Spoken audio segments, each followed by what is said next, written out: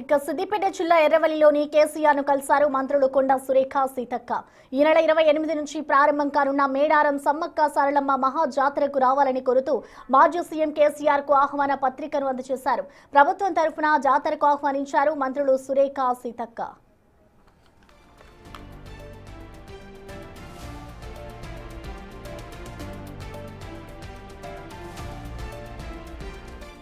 సిద్దిపేట జిల్లా ఎర్రవల్లిలోని కేసీఆర్ ను కలిశారు మంత్రులు కొండా సురేఖ సీతక్క. ఈ నెల ఏదైతే సమ్మక్క సారక్క మేడారం జాతర జరగబోతోందో దానికి సంబంధించి కూడా రావాలి అంటూ ఇటు మాజీ సీఎం కేసీఆర్ కు వారిద్దరూ ఆహ్వాన పత్రికనైతే అందజేశారు. ప్రభుత్వం తరఫున జాతరకు ఆహ్వానించారు.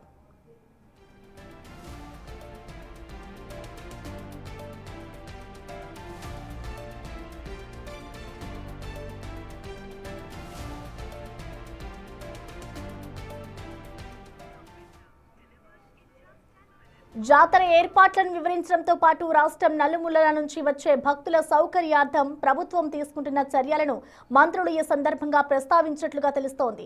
గత ప్రభుత్వంలో మేడారం జాతరకు విశేష ప్రాధాన్యత ఇచ్చిన నేపథ్యంలో ప్రస్తుత కాంగ్రెస్ ప్రభుత్వం కూడా సాంప్రదాయం ప్రకారం ప్రతిపక్ష నేతను మర్యాదపూర్వకంగా ఆహ్వానించడం ఇప్పుడు చర్చనీయాంశంగా మారింది.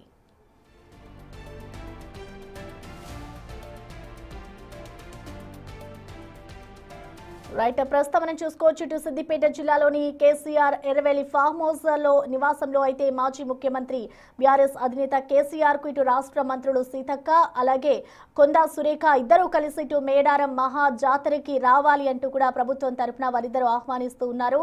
సో దానికి సంబంధించిన విజువల్స్ కూడా మనం చూడొచ్చు. వారి ఇంటికి వెళ్లి మరి ఇటు ప్రభుత్వం తరఫున ఇటు మేడారం జాతరకి రావాలి అంటూ కూడా వారు ఆహ్వానిస్తూ ఉన్నారు.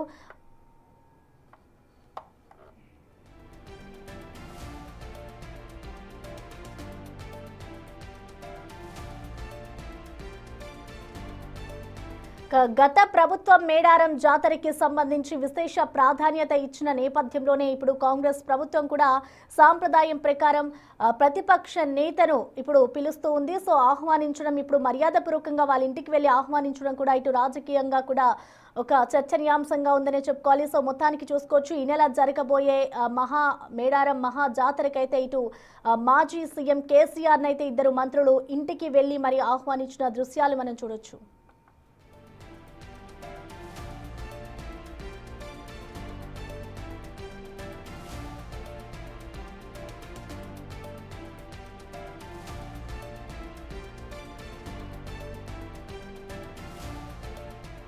సిద్దిపేట జిల్లా ఎర్రవల్లిలోని నివాసంలో మాజీ ముఖ్యమంత్రి బీఆర్ఎస్ అధినేత కేసీఆర్ తో రాష్ట్ర మంత్రులు సీతక్క కొండా సురేఖ భేటీ అయ్యారు. మేడారం సమ్మక్క సారలమ్మ మహా జాతరకు ప్రభుత్వం తరఫున కేసీఆర్ ను ఆహ్వానించారు. ఈ నెల 28 నుంచి ప్రారంభం కానున్న మేడారం జాతరకు రావాలని కోరుతూ మంత్రులు కేసీఆర్ కు ఆహ్వాన పత్రికను అందజేశారు. ఇక జాతర ఏర్పాట్లను వివరించడంతో పాటు రాష్ట్రం నలుమూలల నుంచి వచ్చే భక్తుల సౌకర్యార్థం ప్రభుత్వం తీసుకుంటున్న చర్యలను మంత్రులు ఈ సందర్భంగా ప్రస్తావించినట్లుగా తెలుస్తోంది. గత ప్రభుత్వంలో మేడారం జాతరకు విశేష ప్రాధాన్యత ఇచ్చిన నేపథ్యంలో ప్రస్తుత కాంగ్రెస్ ప్రభుత్వం కూడా సాంప్రదాయం ప్రకారం ప్రతిపక్ష నేతను మర్యాదపూర్వకంగా ఆహ్వానించడం ఇప్పుడు చర్చనీయాంశంగా మారింది.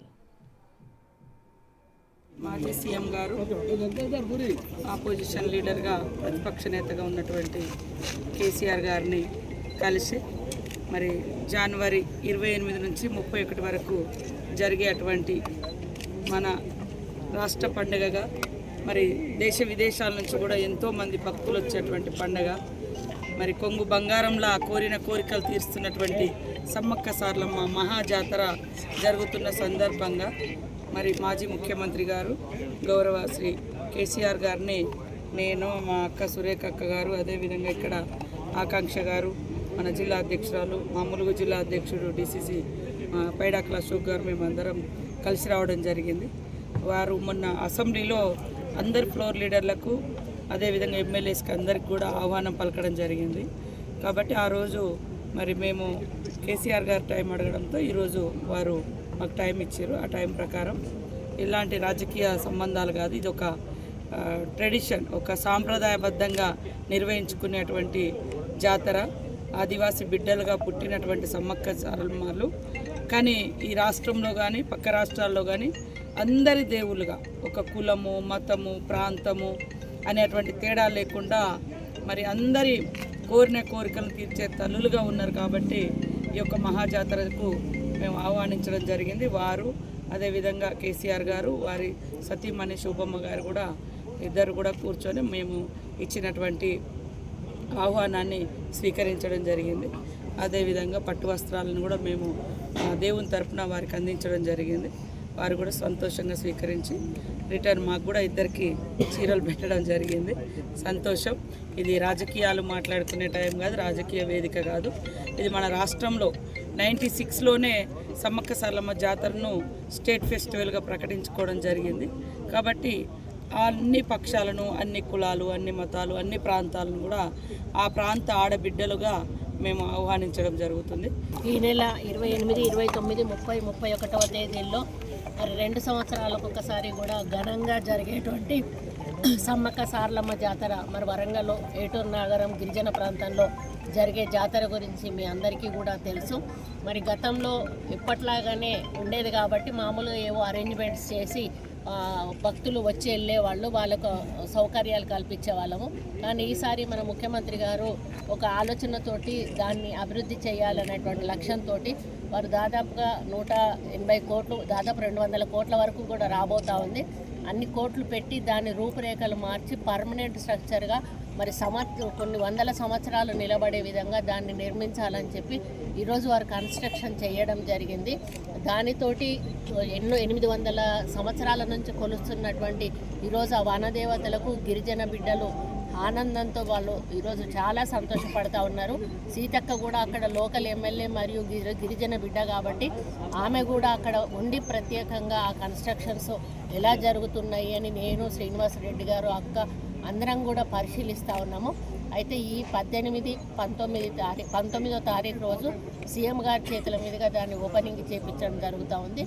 మరి ఇన్విటేషన్ అనేది అందరినీ పిలవాలి కాబట్టి మేమిద్దరం కూడా తను అక్కడ లోకల్ ఎమ్మెల్యేగా, ఒక దేవాదాయ శాఖ మంత్రిగా మేమిద్దరం కూడా అందరికీ కూడా ఇన్విటేషన్స్ ఇస్తూ ప్రధాన ప్రతిపక్ష నేత అయినటువంటి మాజీ ముఖ్యమంత్రి గారు అయినటువంటి కేసీఆర్ గారికి కూడా ఇద్దరు ఆడబిడ్డలను కూడా వచ్చి వారికి ఇన్విటేషన్ ఇచ్చి తప్పకుండా సతీ సమేతంగా వచ్చి దర్శనం చేసుకోవాలని వారు కోరడం జరిగింది.